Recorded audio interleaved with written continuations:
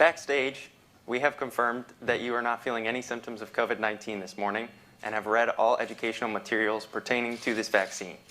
Before, I have a couple questions for you. Have you ever had a serious reaction to any previous vaccines?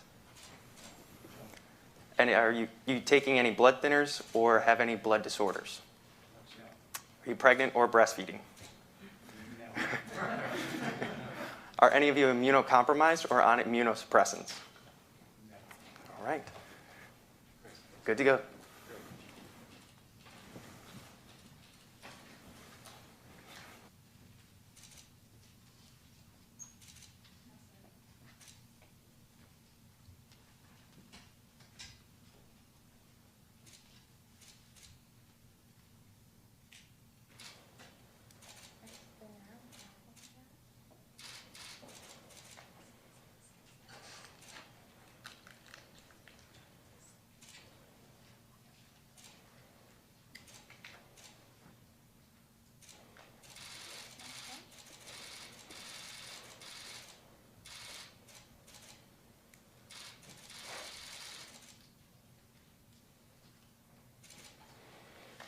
Turn me up. It's really asleep.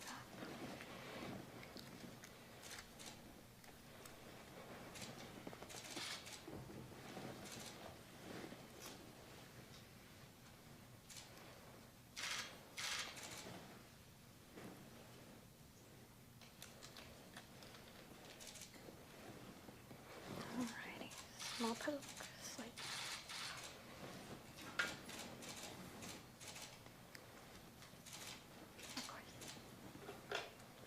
Just need your shoulder, your left shoulder.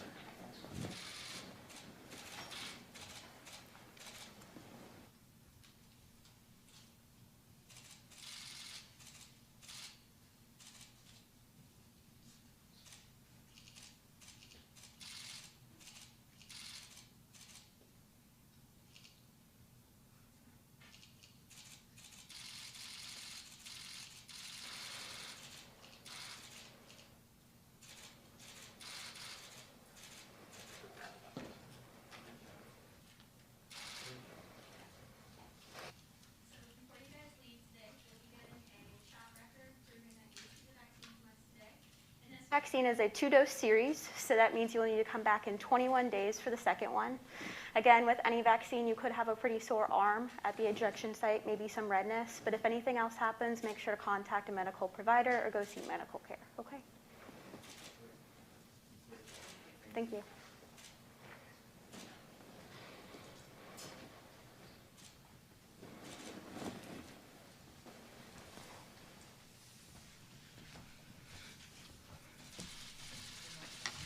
Well, good morning, and thank you all for being here.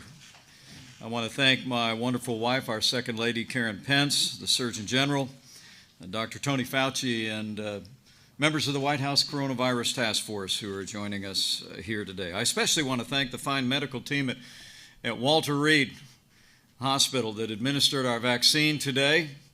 I didn't feel a thing. Well done, and we appreciate your service to the country. You know, as the Christmas holiday approaches, this is always a season of hope. We gather here today at the end of a historic week to affirm to the American people that hope is on the way. And Karen and I were more than happy to step forward before this week was out to take the safe and effective coronavirus vaccine that we have secured and produced for the American people. It's a truly inspiring day. As the people of this country witnessed this past week under Operation Warp Speed, the first coronavirus vaccine is literally being administered in states across the country to millions of Americans. And make no mistake about it, it's a medical miracle. The average vaccine, I'm told by our experts, usually takes between 8 and 12 years to develop and then manufacture and distribute. But we're on track here in the United States to administer millions of doses to the American people in less than 1 year. It is a miracle indeed. And I also believe that history will record that this week was the beginning of the end of the coronavirus pandemic. But with cases rising across the country, with hospitalizations rising across the country, we have a ways to go. And I want to assure the American people that we're going to continue to make sure that our healthcare providers have all the support and resources they need to meet this moment. But vigilance and the vaccine is our way through. And building confidence in the vaccine is what brings us here this morning. Ever since I was asked by President Trump to lead the White House Coronavirus Task Force, I have been inspired by the diligence and energy of our researchers in this country. Early on, the President brought some of the leading pharmaceutical companies in the world together in the cabinet room and said that we needed medicines, we needed therapeutics, and we needed vaccines, and we needed them in record time. I watched the historic pace with which the dedicated men and women at the FDA worked. But today, Karen and I wanted to step forward and take this vaccine to assure the American people that while we cut red tape, we cut no corners. And thanks to Operation Warp Speed, thanks to incredible research companies, thanks to the great work at the National Institute of Health and the great and careful work of the FDA and the leadership of our President in Operation Warp Speed, the American people can be confident. We have one, and perhaps within hours, two, safe and effective coronavirus vaccines for you and for your family. And now we're in the process of distributing millions of doses of a safe and effective vaccine all across the country. Working closely with our nation's governors, we've already seen the vaccine delivered to healthcare workers and seniors across the nation.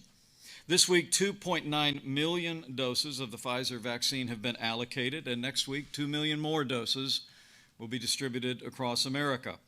And as you all know, yesterday, the FDA advisory panel recommended approval of the Moderna vaccine, and when it is approved, we expect later today we'll be in a position to ship 5.9 million doses of vaccines all across the country next week.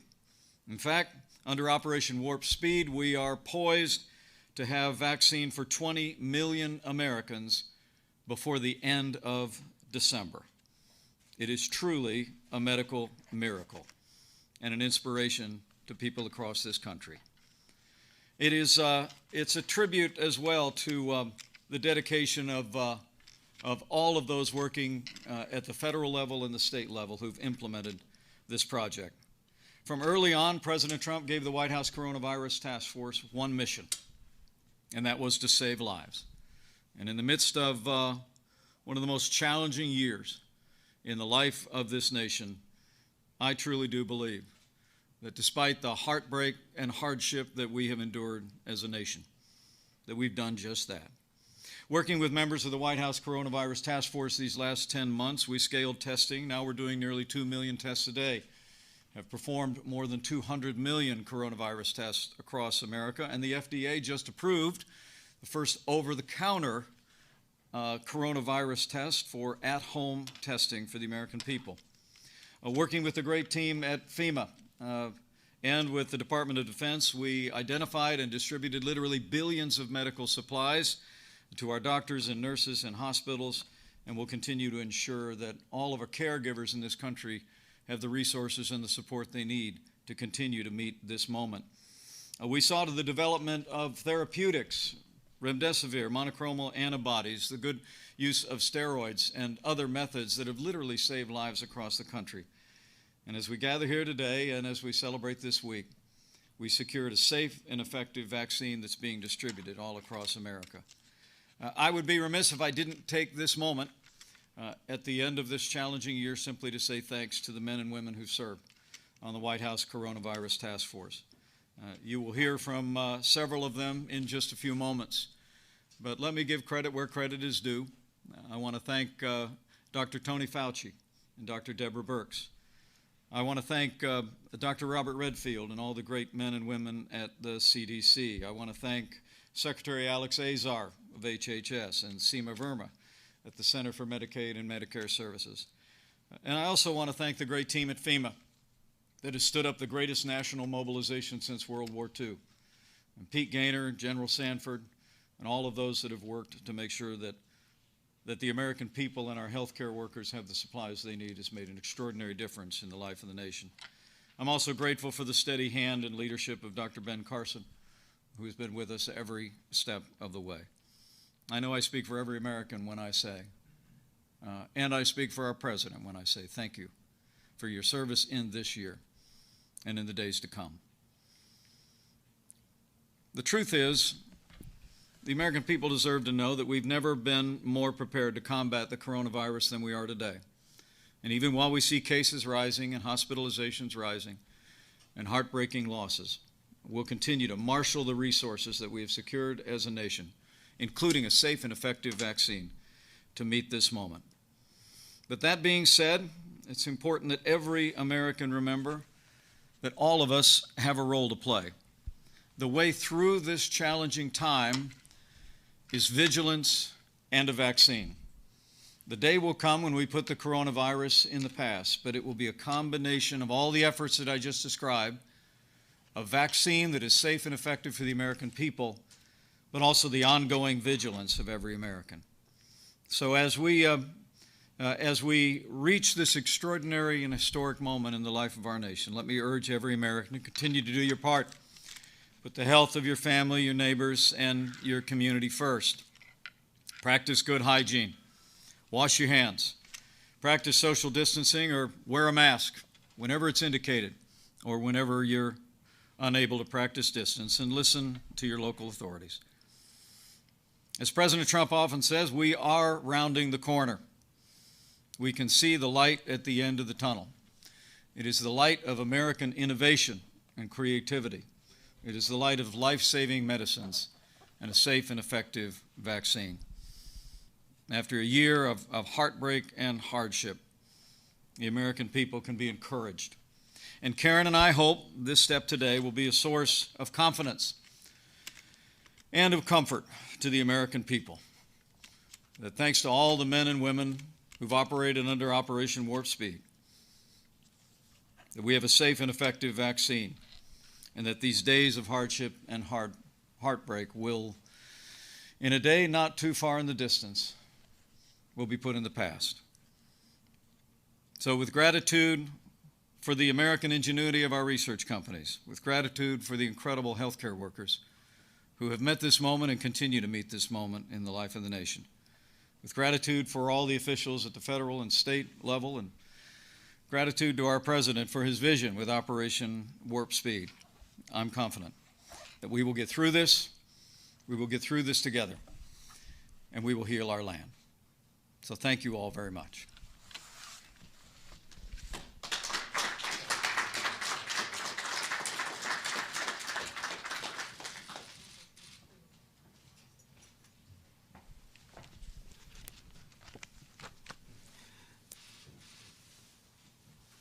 Well, good morning, everyone. Thank you, Vice President Pence, for your leadership of the Coronavirus Task Force. And to the task force members here today, Administrator Verma, Administrator Gaynor, General Sanford, Dr. Redfield, my buddy, Ben Carson, and one of my mentors, Dr. Fauci. Thank you so much for the work that you have all done. It's been a marathon. And the last couple of miles of a marathon, as the Vice President says, are always the hardest. But by golly, the finish line is in sight. So we just got to keep on running. American people, we need you to keep on running. We're going to get there. We have our research community, as well as the tens of thousands of study participants across the country, to thank for showing us that there is a light at the end of this tunnel. And I have to acknowledge the many people of color represented among the researchers who developed the vaccine. Shout out to Dr. Corbett at NIH, an African-American female who helped develop these vaccines. Thanks to the scientists and doctors who reviewed it, particularly those of color, and the study participants who bravely volunteered to demonstrate its safety and efficacy. And Dr. Fauci and I have been working for months to make sure the trials are representative of the population so that everyone can feel safe getting this vaccine. Professionally and personally, to everyone who has made this day possible, thank you with all of my heart. As a practicing anesthesiologist at Walter Reed Hospital, a frequently deployed member of the U.S. Public Health Service Commission Corps who's helped stand up multiple COVID-19 testing sites, and an individual with asthma and high blood pressure, I am acutely aware of my own increased risk for COVID-19 exposure and the comorbidities that increase my risk of complications. And as the U.S. Surgeon General and a Black man, I am equally aware of the symbolic significance of my vaccination today. As I've discussed with faith leaders as recently as last night, the creation of these vaccines is a gift from above. But vaccines, even ones that are 95% effective, will not alone end this pandemic. We must now do the necessary work to go from vaccines to vaccinations. It would truly be the greatest tragedy of all if disparities in COVID outcomes actually worsened because the people who could most benefit from this vaccine can't get it or won't take it.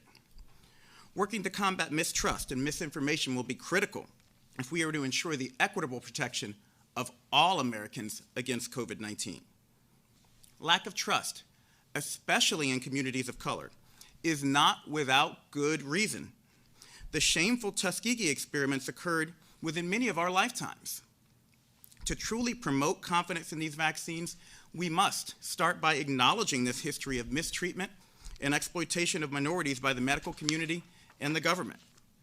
But then we need to explain and demonstrate all that has been done to correct and address these wrongs.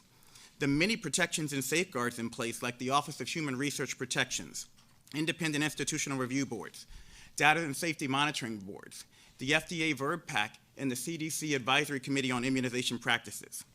These are all there to make sure tragedies like the Tuskegee syphilis experiments or the exploitation of Henrietta Lacks never, ever happen again. And finally, we've got to engage trusted voices, medical organizations like the National Medical Association and the National Hispanic Medical Association, faith leaders, and minority gatekeepers like the historically Black colleges and universities, the Divine Nine, tribal leaders, and the National Conference of Hispanic State Legislators, all of whom I've spoken with frequently and as recently as this week. Because when these gatekeepers are informed and confident, their communities will be informed and confident. I want to close by saying I know the importance of representation. Many of you have heard me tell this story. I never believed I could be a doctor, much less the Surgeon General of the United States, because I'd never met another Black doctor, even though I had straight A's. The first doctor I met of color was Dr. Ben Carson when I was in college. It took me that long to believe that I could be it because it took me that long to see it. And that's why I could not be more pleased or feel more called to receive this vaccine that so many people of color had a hand in developing and testing, and that has the potential to correct at least some of the health disparities this pandemic has unveiled. And finally, to all the people of this great nation, it is not only okay to have questions about a treatment that you're being offered, it's normal, and I want you to understand that. But what is not normal is to let misinformation or mistrust cause you to make a decision that is bad for your health. So I promise I will keep working. I'll keep working day and night to make sure you get your questions answered and to restore your trust.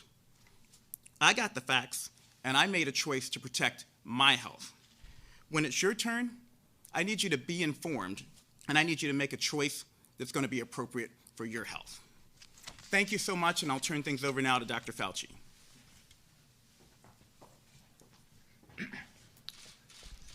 Thank you very much, Jerome. Mr. Vice President, Second Lady, Madam Pence, Jerome, thank you.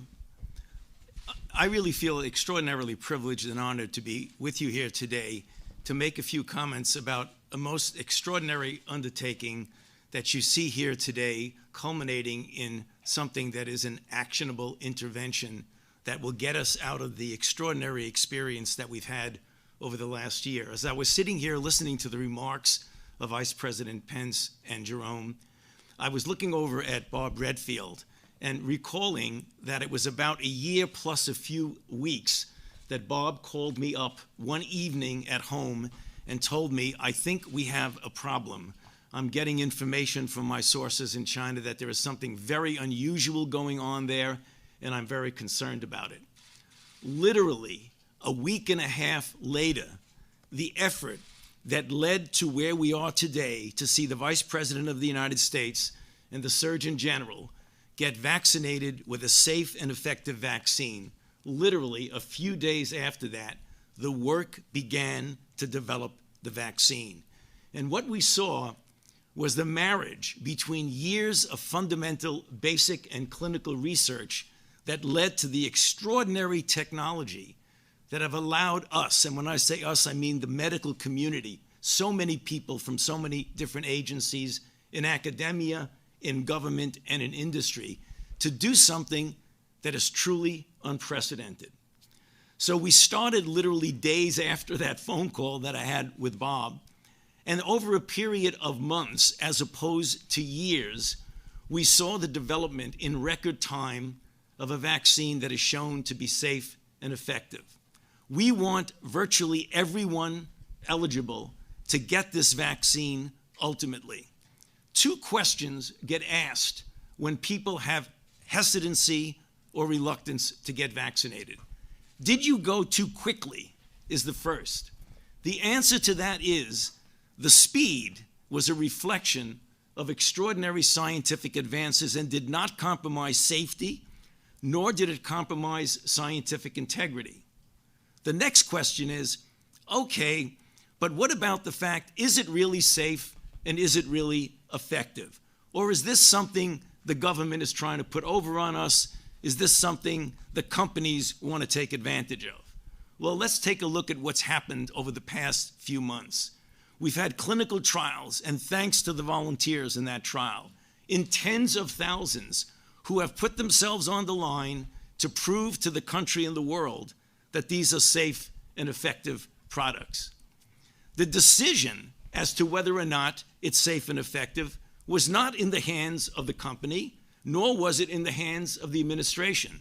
It was in the hands of independent body of individuals, scientists, vaccinologists, ethicists, statisticians, to examine the data independently and say it is ready to look at for approval, at which point the company submits it to the FDA, and together with the advisory committee of the FDA, make the decision it is now ready to go. So the process was independent and totally transparent, which brings us to where we are today. This important symbolic vaccination of the Vice President of the United States and the Surgeon General of the United States, which is something we want to be symbolic, to tell the rest of the country the time is now to step to the plate, and when your time comes, to get vaccinated. Because when we're speaking to you here today, I often say it is really bittersweet. The bitterness is the fact of what the Vice President mentioned. We still are in the middle of a very difficult situation with record numbers of cases, hospitalizations, and deaths. But the sweetness is the light at the end of the tunnel, which I can tell you, as we get into January, February, March, and April, that light is going to get brighter and brighter, and the bitterness is going to be replaced by the sweetness. And we all hope, and I think this is doable, that by the time we get to several months into this year, we will have enough people protected that we can start thinking seriously about the return to normality. And that's up to all of us to step forward and get vaccinated. Thank you.